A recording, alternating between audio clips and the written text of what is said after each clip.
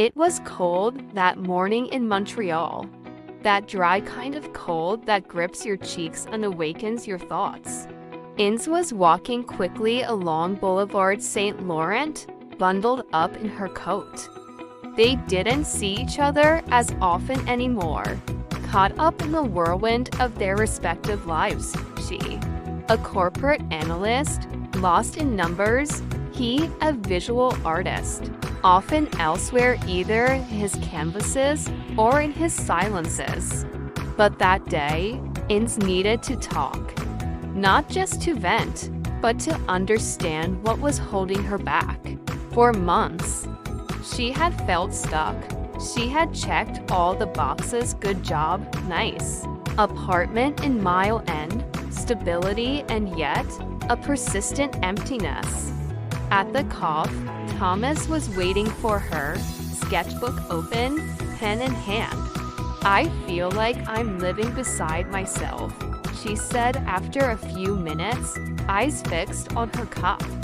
Thomas nodded, without judgment. "You forgot who you are when you're not wearing a mask," he replied. She frowned. "What do you mean?" He showed her a sketch in his notebook, a portrait of her, smiling, surrounded by books, plants, and a guitar she hadn't touched in years. "That's the Inns I know.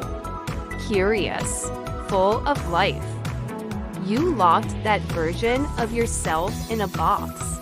You've grown, sure, but not in all directions." A silence settled in. Not awkward, but deep. Inns felt something shift inside her, a truth she had been avoiding for too long. But reveals.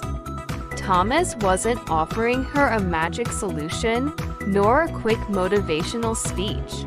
He was reminding her of who she was, at her core. They talked for a long time.